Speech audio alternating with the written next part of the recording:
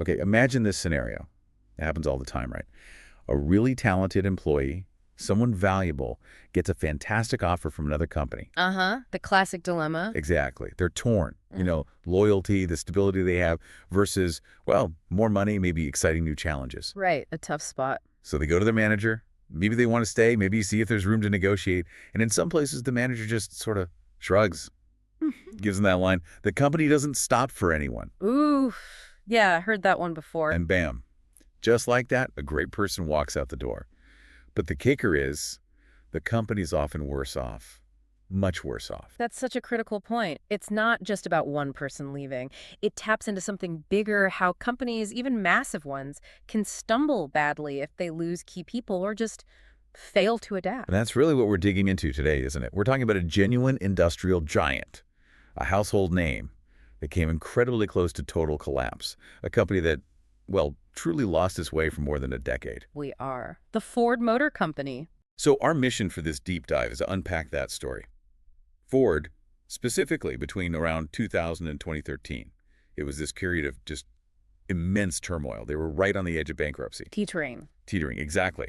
But it's also the story of an almost unbelievable turnaround, driven largely by one pretty extraordinary leader. We want to pull out the key lessons here about crisis management, leadership, and maybe crucially, corporate culture. Yeah, and Ford, I mean, it's not just some random car company, is it? It's woven into the fabric of the 20th century. Absolutely. One of the oldest, most iconic. They basically put the world on wheels, changed everything. And they've survived so much over, what, 120 plus years? So, Two world wars, the Great Depression, other financial crises.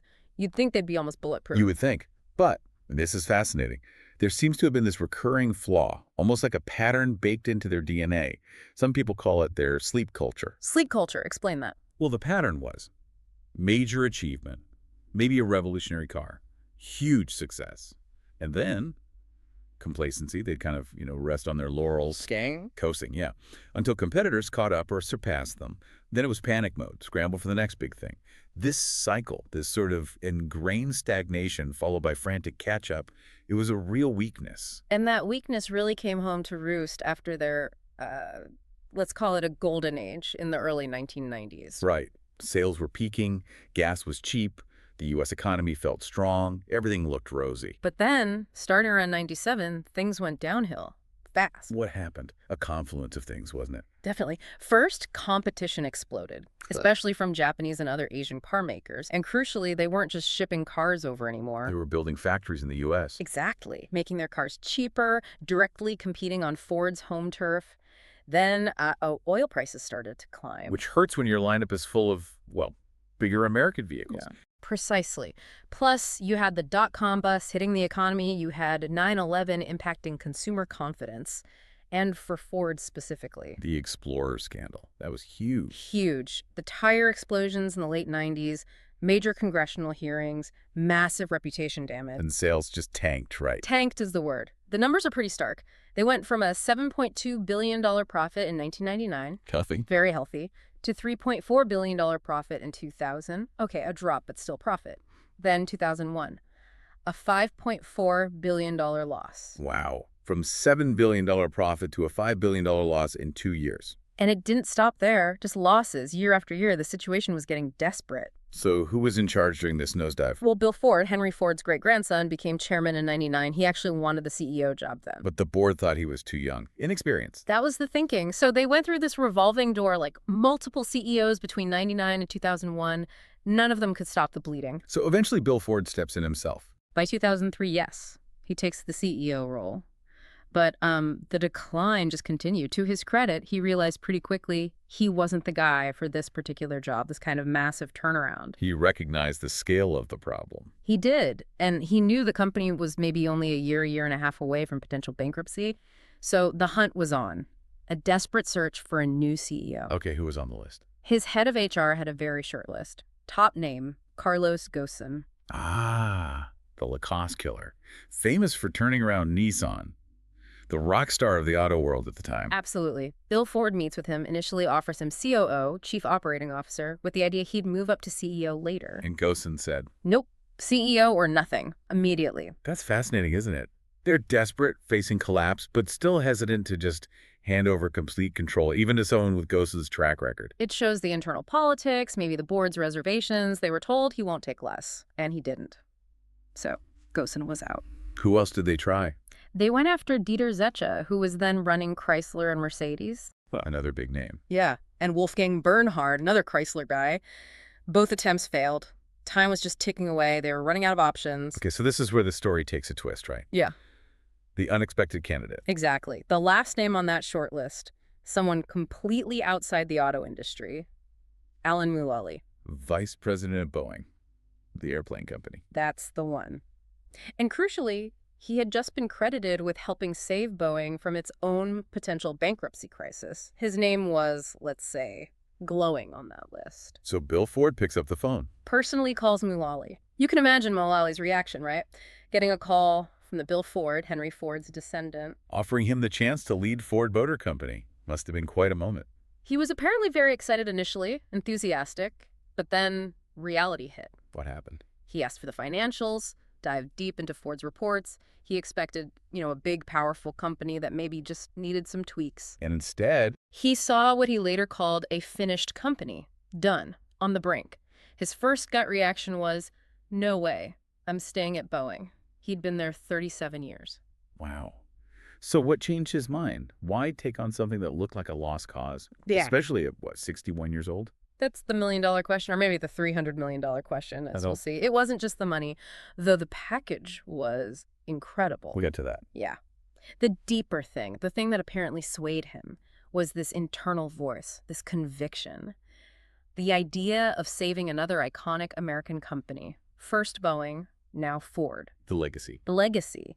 Saving Ford would basically immortalize his name in American industrial history. That was powerful. So the negotiations started. Must have been intense. A month-long back and forth, intense. Remember, he's 61, maybe looking for one last massive challenge, and Ford knew they needed him badly. So the compensation package must have reflected that desperation. Oh, absolutely. It was staggering. $2 million annual salary, just to start. Okay. Standard big CEO stuff. Then, a $7.5 million signing bonus, partly for moving, kids' expenses, things like that. Right. Then, another $10 to $11 million just to cover what he was losing by leaving Boeing, his severance there. Great. That's getting serious. And then $28 million in Ford stock, just for that first year, $28 million in stock. on top of everything else. On top. Plus luxury housing, a private jet so he could fly back home to see his family weekly. Wow. And like you said, we haven't even touched on the potential future bonuses and incentives yet. This was just the entry fee, basically. So Ford paid the price. Mulally arrives. What's the first thing he sees inside the company? What's his diagnosis? Yeah, he dives right in. And what he finds confirms his initial assessment of the financials.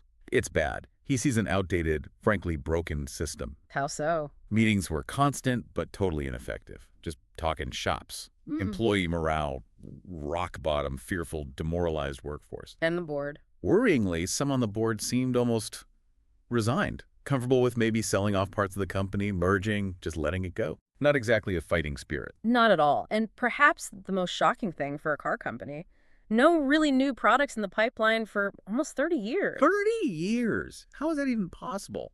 It speaks volumes about the core problem he identified, those extreme departmental silos we mentioned. Right.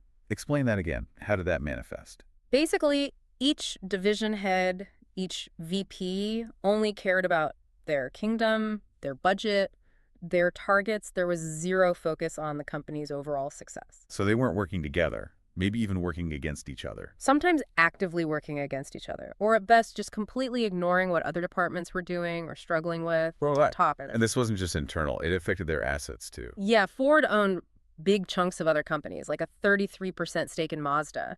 But they were losing money on these investments, underutilized assets everywhere. And the competitor awareness thing. That's just baffling. Isn't it? He discovered Ford didn't even systematically buy competitor cars to analyze them. Managers weren't driving Toyotas or Hondas or Chevys to see what the competition was doing. How can you compete if you don't even know the other player's game? Exactly. So one of his first orders was simple. Go buy the competition's cars. And managers. You drive one every day. Force that external perspective. Force it.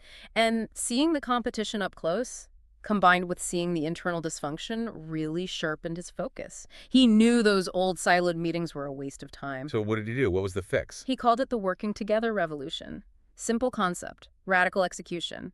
He scrapped all the separate departmental meetings. All of them. All of them. Replaced them with one single meeting every Thursday morning, 7 a.m. sharp, 2.5 hours, mandatory for all department heads. Everyone in the same room at the same time? Wow. What happened in that meeting? This is where the famous color-coded system came in. Each leader had to present their department's progress on key initiatives, and they had to use colors. Red, yellow, green. You got it. Red. Big problem, and we don't have a plan to fix it yet. Yellow. Problem exists. We're working on a solution, thinking about it, but no execution yet. Green. We're on track, making progress. Okay, I can imagine those first few meetings. Lots of red. Apparently, the screen was full of red initially. And you can imagine the discomfort, right? Everyone seeing everyone else's problems laid bare. Was there pushback? How did he handle that? Oh, yeah. Big time. In the first meetings, some heads brought their assistants, expecting the assistant to answer the detailed questions. Standard corporate shielding. Right. Mulally shut that down immediately. He said, "Only the department head speaks. If you don't know the answer, that's okay for today. But you come back next week and you tell me the answer." Forcing direct ownership. No hiding. Total ownership. It wasn't just about tracking progress. It was about fundamentally changing the culture from hiding problems to exposing them. So this wasn't just about making people feel bad about the red squares, was it? There was a deeper point to that transparency. Absolutely. That's the genius of it, really. It wasn't just individual accountability. By putting everyone's status up there, publicly, side by side, it created this unavoidable interdependence. So my red is now everyone's problem, visually. Exactly. Your failure or your struggle is visible to the person running the department next door. And maybe their success depends on you fixing your red. The sheer awkwardness and shared vulnerability forced them to talk, to help each other. It leveraged that sort of peer pressure, but towards collaboration. Precisely. The department started saying, "Hey, I see you're red on that supply chain issue. We dealt with something similar last quarter. Maybe we can help." It broke down the silos by making problems collective. How long did that take to see a shift? Remarkably quickly, according to the accounts, within about 5 or 6 weeks, those reds started turning yellow, then yellows started turning green. You could literally see collaboration starting to happen on that screen. Incredible. So culture change through radical transparency and forced collaboration. What about the bigger strategic moves? Alongside the cultural shift, he made some tough, decisive calls. He started selling off those non-core brands Ford had accumulated. Volvo, Jaguar, Land Rover, Aston Martin, that Mazda stake, gone. Streamlining, focusing back on the Ford brand itself. Exactly. Focus. And then the painful part, downsizing. He closed something like 17 factories, significantly reduced the workforce. Very tough decisions, but seen as necessary for survival. And the loan. That seems absolutely critical in hindsight. The $23 billion loan, yes. This was arguably his most audacious and maybe most important single move. He secured this massive line of credit before the 2008 financial crisis fully hit. Taking on huge debt when things were already bad, but not catastrophic yet. Why? He saw the storm clouds gathering. He realized they needed a massive cushion to fund the turnaround plan, and whatever economic downturn was coming, it was a huge gamble. But it paid off spectacularly when the 2008 crisis hit, didn't it? Massively. Because Ford had that cash reserve, they were the only major American automaker that did not need a government bailout. GM and Chrysler did. Which was not only financially crucial, but also a huge win in terms of public perception, right? Ford didn't take taxpayer money. Huge PR win. It allowed them to keep control of their own destiny during the crisis and really boosted their image compared to their bailed-out rivals. Genius timing. Okay, let's talk results, the numbers. How did this all play out on the bottom line? Well, the first year under Mulally, 2006, was still rough. Ford lost $12.7 billion, a massive loss. Ouch. No immediate magic wand. No. Turnarounds take time. 2007, the loss shrank significantly, down to $2.7 billion. Better, but still losing money. Then 2008 hits, the global financial meltdown. Right, and Ford lost $14 billion that year, another huge number. But here's where that loan becomes so vital. Because without it, they likely would have gone bankrupt or needed that bailout. Mulally's foresight kept them afloat during the absolute worst of the storm. It was, frankly, visionary. So when did the corner actually turn? When did they see black ink again? 2009, that was the year. For the first time in 9 long years, Ford posted a profit. $2.7 billion. A 9-year losing streak broken. Must have felt incredible inside the company. Absolutely. And it wasn't a fluke. 2010, the profit jumped to $6 billion. Then 2011, a staggering $17 billion profit. 17 billion. That's an unbelievable swing from the $14 billion loss just 3 years earlier. It really is one of the most dramatic turnarounds in corporate history, and the stock price reflected it. It went from about $1 a share in the depths of 2008 Practically worthless. to over $17 a share by 2014. Ford climbed back to the #2 spot in U.S. car sales.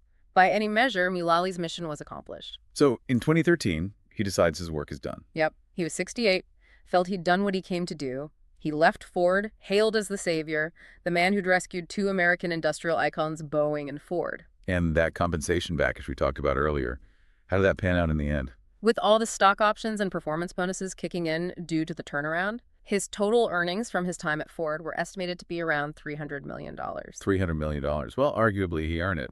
Many would say so. He delivered incredible value. But the story doesn't quite end there, does it? There's an unsettling postscript. Right. What's happened at Ford since Mulally left, that's almost as fascinating. It is, because almost immediately after he departed, Ford started to slide again. Seriously, the momentum didn't continue. It seems not. The next two CEOs after Mulally, well, they struggled. They couldn't maintain that trajectory. And the current CEO, the third since Mulally, is also facing significant challenges. So the turnaround wasn't permanent. The culture didn't stick. That's the worrying question. Recent financial reports suggest Ford is in a precarious spot again. Not 2008 crisis level, perhaps, but definitely struggling. Is there a specific indicator of that? One really telling sign is their cost of borrowing money. Just in the last 7 or 8 months, the interest rates Ford has to pay on new debt have reportedly jumped from around 3 or 4% up to 10%. Wow, that's a huge jump. Lenders are getting nervous. That's exactly what it signals, increased risk perception. So the uncomfortable truth seems to be, Ford looks like it desperately needs another Alan Mulally. Which brings us right back to the core issues of leadership and sustainability, doesn't it? It really does. This whole story, this deep dive, it leaves us wrestling with a really powerful question, something for you, the listener, to think about. Can a company truly lock in, truly institutionalize the kind of massive changes in success brought by one visionary leader like Mulally? Or is a company's fate, especially in tough times, always going to be tied to finding that one exceptional individual? What does it actually take? What processes, what cultural DNA to make a turnaround last beyond the tenure of the person who engineered it? A crucial question for any organization, big or small. Yep. Something to definitely mull over.